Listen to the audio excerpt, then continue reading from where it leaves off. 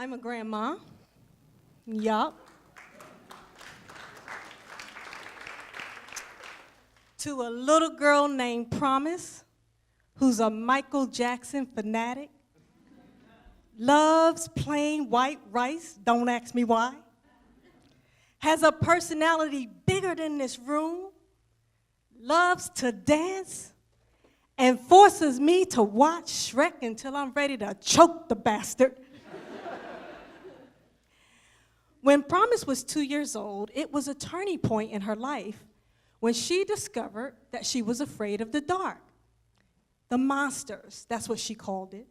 And my daughter and I would say to her, just close your eyes real tight and just don't look at the monsters.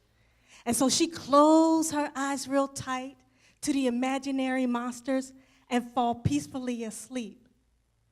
But there was a time when I wish I could have told her to close her eyes real tight to some real monsters when she was just 6 months old. The night I got a call from a family friend.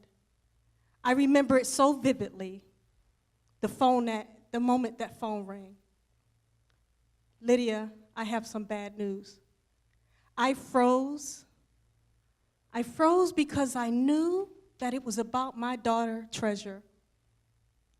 I hardly remember the drive to Philly. Just remember suddenly sitting there across from her and listening to her tell me what happened.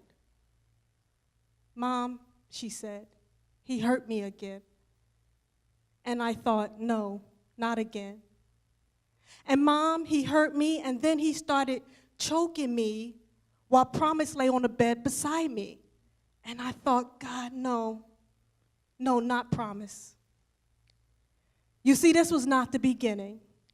I had just finished publishing Color Me Butterfly, had spent years writing about what happened to the women in my family. I had to relive my grandmother's story, my mother's story, my daughter's story. And now Promise, not Promise.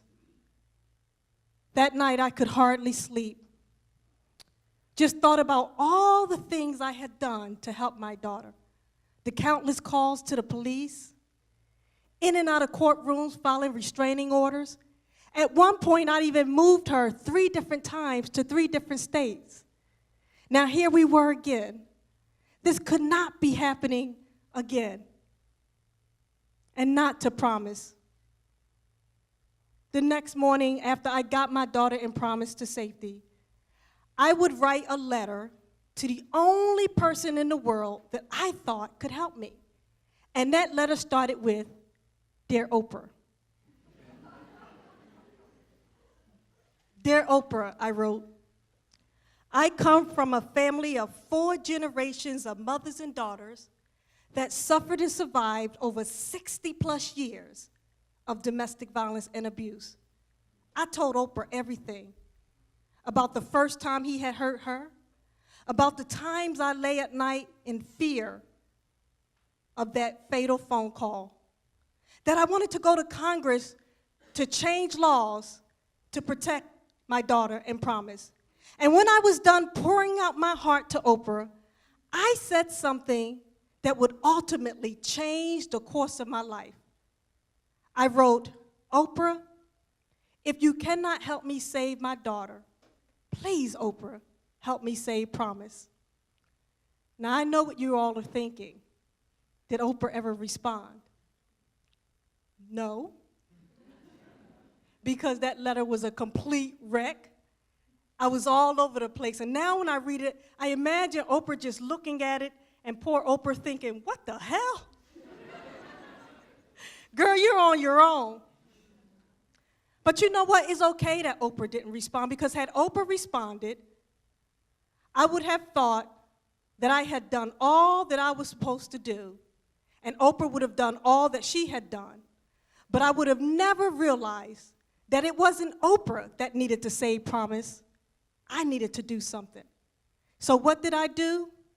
I took everything I owned, and I launched a national domestic violence prevention organization called Saving Promise. I was not only going to save my sweet little brown baby, I was going to save other little promises, and their mommies and daddies too. So the first thing I did was I wrote 6 legislations, no legal training whatsoever, as though I was just going to march right up to Congress and go, here, damn it. And then I set up a nonprofit. Still, no idea what I was doing.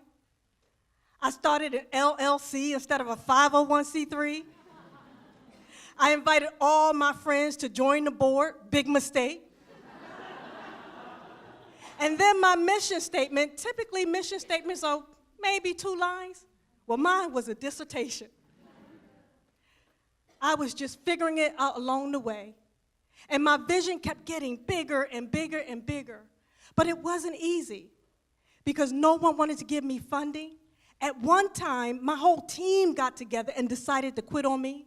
And I felt so alone, like I was carrying this big boulder up this steep hill, and nobody believed in my vision, my dream. And then 3 years later, I'm on an Amtrak train from New York City Penn Station to Union Station. And I'm sitting there, and I'm just bawling my eyes out. And it was this woman was sitting next to me, and I remember she reached over and she squeezed my arm. And I think she did it, quite frankly, because I scared the hell out of her.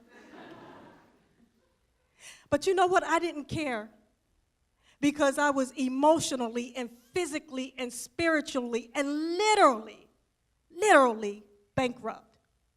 And then I remember picking up the phone and calling my daughter.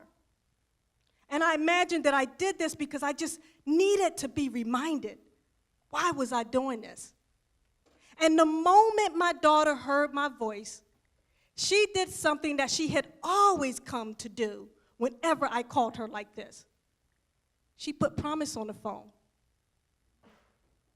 And then there she was, 3-year-old little Promise. Bumblebee, are you crying? She calls me Bumblebee, that's another story.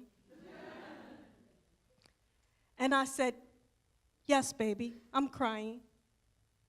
And then there was silence, as though she was thinking real hard about something, as though everything had come to a stop and nothing else in the world mattered. And then finally, I heard her little voice say, but Bumblebee, just don't look at the monsters. And I remember I closed my eyes real tight and I thought, that's it. I get it. I finally get it. I just will not look at the monsters. Thank you.